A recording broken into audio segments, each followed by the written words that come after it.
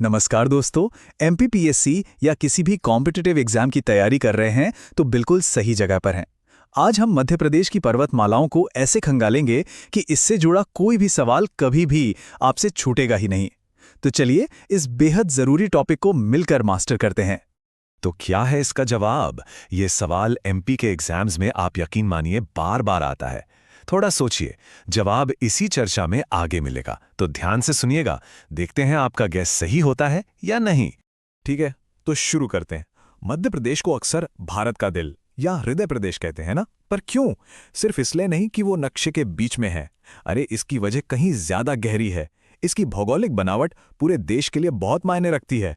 देखिए, ये जो पर्वत श्रृंखलाएं हैं ना, ये सिर्फ पत्थर और मिट्टी के ढेर नहीं हैं। जरा सोचिए, ये उत्तर और दक्षिण भारत के बीच एक मजबूत दीवार की तरह खड़ी हैं। और यही पहाड़ियां, यही राज्य की जलवायु, यहाँ की खेती और यहाँ की पूरी अर्थव्यवस्था की असली बुनियाद हैं। सब कुछ सच में यहीं से शुरू होता है। चलिए अब थोड़ा और अंदर चलते हैं। मध्य प्रदेश की पूरी टोपोग्राफी, मतलब यहाँ की जमीन की बनावट, दो मेन खंभों पर टिकी है। हम पहले खंबे की बात करेंगे। पेश है सदियों पुरानी विंध्य पर्वतमाला, हमारी उत्तरी दीवार। विंध्य रेंज का फैलाव देखिए, गुजरात से लेकर बिहार तक। और ये एक अवशिष्ट या रेसिडुअल पर्वत है। मतलब सोचिए कि ये करोड़ों साल पुराने पहाड़ों का घिसा पिटा रूप है। इसकी एवरेज हाइट भी करीब 300 से 600 मीटर ही है। पर सबसे खास बात क्या है? इसने ऐतिहासिक तौर पर भारत को दो हिस्सों में बांटा है, उत्तर में आर्यावर्त और दक्षिण में दक्षिणापथ। ये पॉइंट बहुत बहुत जरूरी है, इसे नोट कर लीजिए। और अब बारी है हमारे दूसरे स्तंभ की, सतपुड़ा पर्वतमाला। सतपुड़ा का नाम सुनते ही आपके दिमाग में वो घंटी बजनी चाहिए, वो सवाल जो मैंने शुरू में पूछा था। जी हां, राज्य का सबसे ऊंचा पॉइंट वो यही है। तो लीजिए, हमारे उस पहले सवाल का जवाब आ गया। सतपुड़ा की सबसे ऊंची चोटी है धूपगढ़ और इसकी ऊंचाई है 1350 मीटर। ये ज्वालामुखी चट्टानों से बनी है। और हाँ, पचमढ़ी और सतपुड़ा नेशनल पार्क की वजह से ये बायोडाइवर्सिटी का एक हॉटस्पॉट भी है। लेकिन वो ऊंचाई याद रखिएगा, 1350 मीटर। ये नंबर एग्जाम में सीधे सीधे पूछा जा सकता है। चलिए अब जरा दोनों को आमने सामने रखकर देखते हैं। एक तरफ है विंध्याचल, जो एक पुराना घिसा हुआ अवशिष्ट पर्वत है।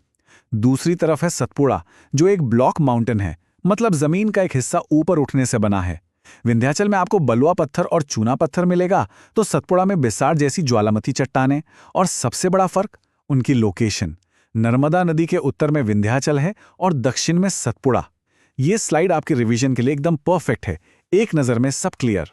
अच्छा, कहानी सिर्फ पहाड़ों पर खत्म नहीं होती।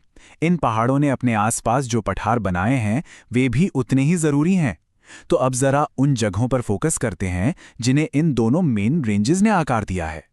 अगर हम पूरब की तरफ देखें तो जो कैमूर रेंज है वो असल में विंध्य का ही आगे का हिस्सा है और यह सोन नदी के लिए पानी इकट्ठा करती है।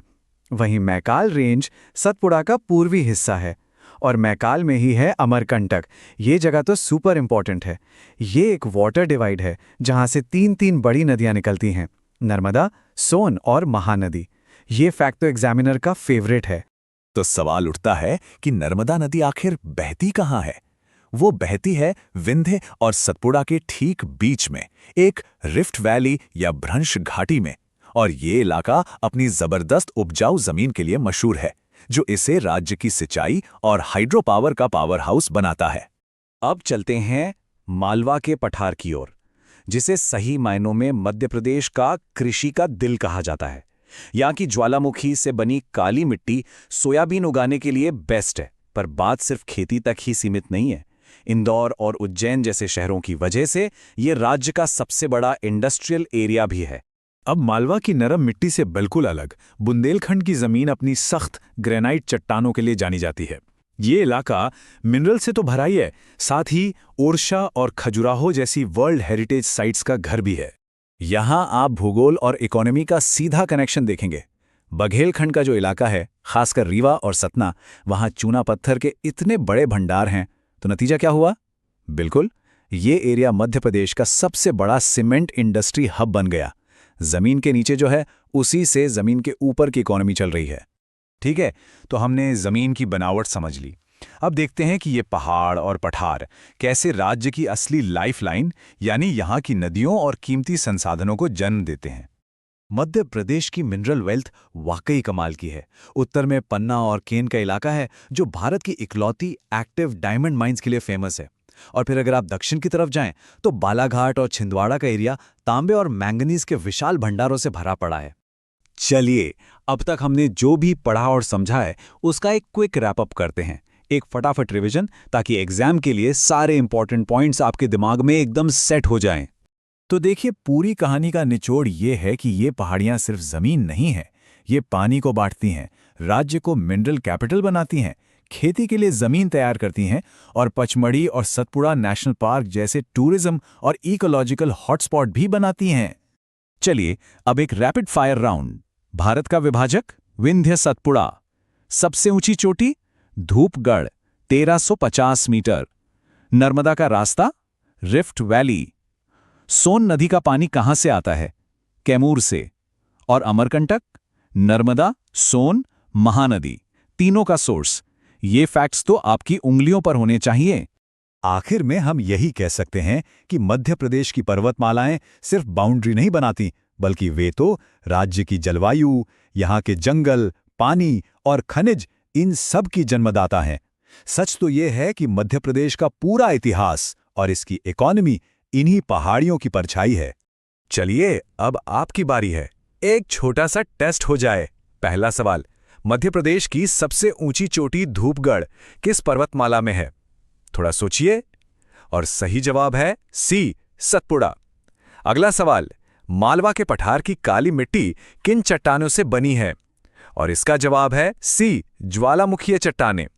और आखिरी सवाल, सोन नदी का जलग्रहण करने वाला विंध्याचल का पूर्वी विस्तार क्या कहलाता है? सही जवाब है बी, कैमूर। अगर तीनों सही थे तो शानदार, आपकी तैयारी एकदम सही ट्रैक पर है। और जाने से पहले मैं आपके लिए एक सवाल छोड़कर जा रहा हूं। जरा सोचिए, कैसे मालवा की उपजाऊ मिट्टी ने वहां एक अलग कल्चर बनाया होगा और बुंदेलखंड की कठोर चट्टानों ने वहां के लोगों के इतिहास और रहन सहन को एक अलग शक्ल दी होगी। याद रखिए, भूगोल सिर्फ नक्शे नहीं बनाता, वो हमारी कहानियां भी लिखता है। अगर आपको ये चर्चा अच्छी लगी हो तो इसे अपने दोस्तों के साथ शेयर जरूर करें और ऐसे ही और एनालिसिस के लिए